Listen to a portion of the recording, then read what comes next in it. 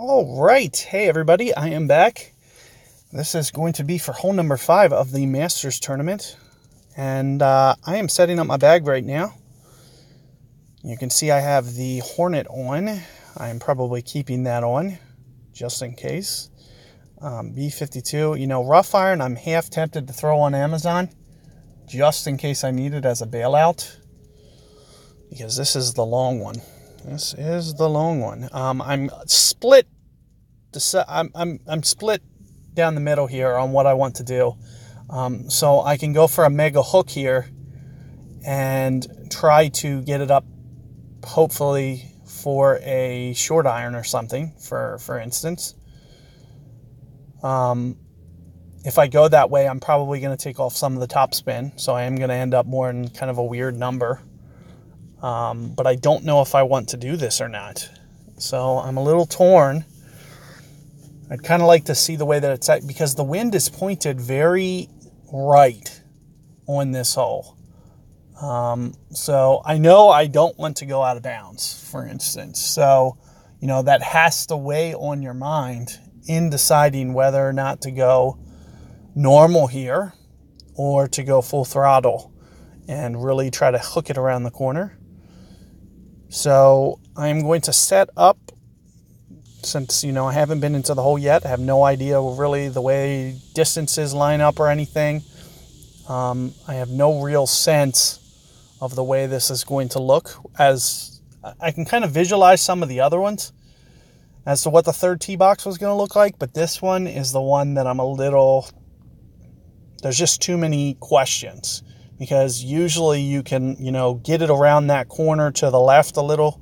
And I think you're not going to be able to do that here. If you try to get it around too aggressive to the left, you're going to land in the rough and probably stay in the rough on the left-hand side. So you got to avoid being a little aggressive if you do so choose that approach.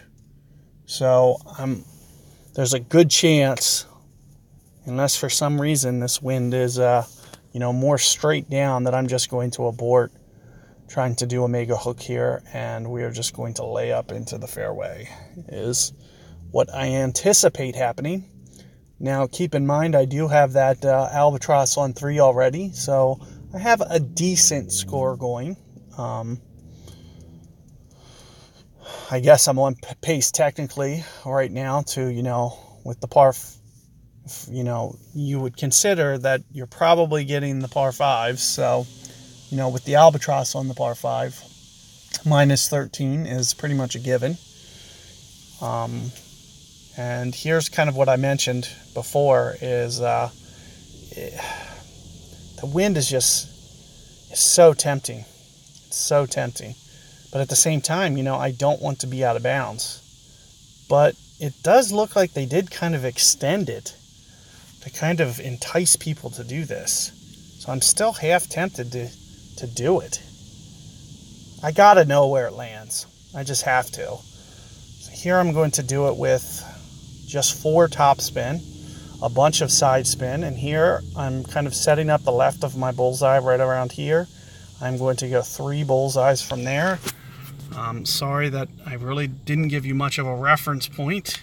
I'm just kind of rushing this, but one of the biggest reasons that I'm taking off the top spin is to ensure that all things considered, I'm assuming I won't be out of bounds.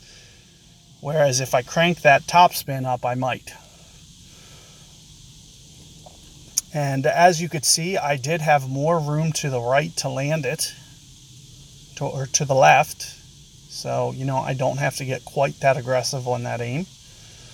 But I did, I wanted to know kind of how aggressive, or, how well you can get it up there. And we'll see angle-wise. One of the good things is I do have this Amazon on. I do think, it is still going to be a holeable club, because of, if, perfect ball considered, if I hit my perfect balls. And here's the thing, the guy hits drive like this, right? These trees are right in the way. All these trees are in play, right? So if I lay up, there's a very good chance that you know, my life's going to be just as hard as right here. So why not just put it here? You know what I'm saying? And I'm not that far off of the fairway. So I can maybe work on getting that into the fairway, potentially. And here I'm going to play it kind of about 3 per ring here. I'm going to play this very tight and more try to land it on the hole more than anything. So here, second and third bounce, you're going to see very aggressive, kind of right in front of the hole.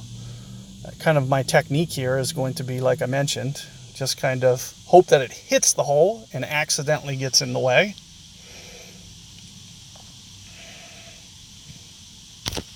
Perfect ball.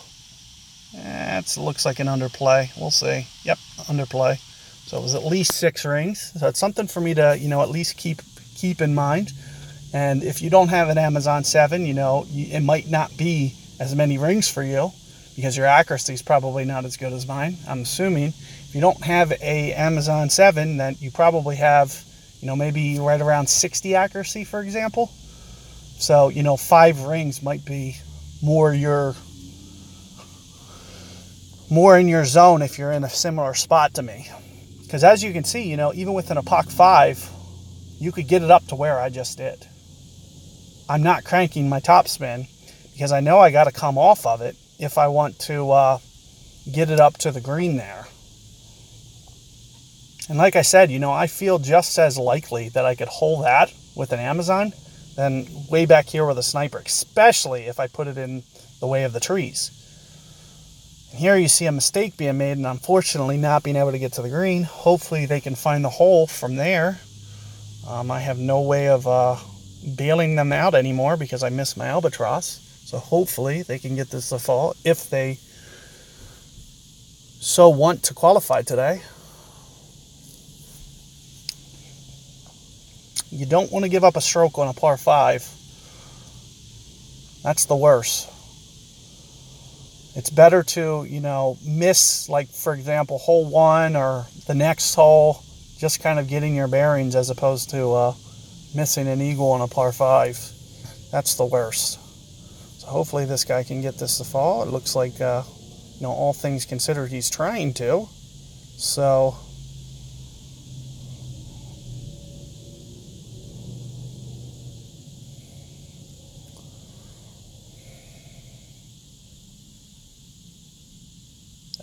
that great ball is going to push it out to the left. I'm assuming the curl might have as well, but the great ball definitely. So unlucky there.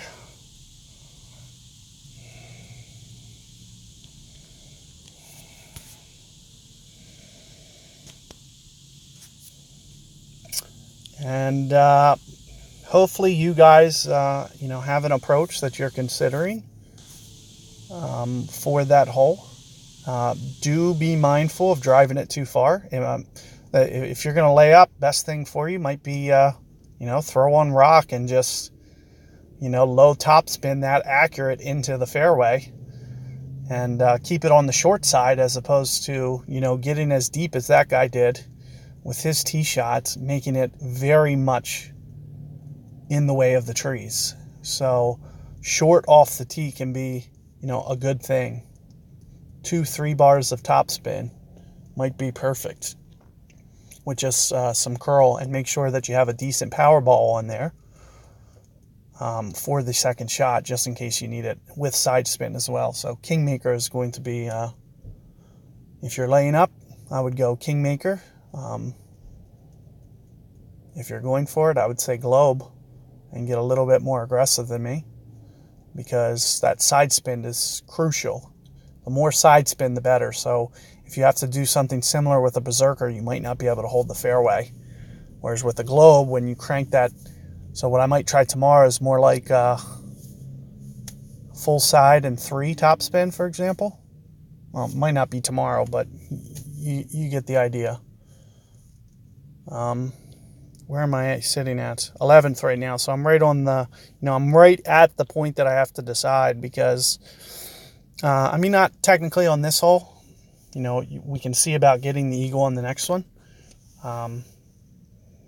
which I'm assuming I'll be able to, hopefully.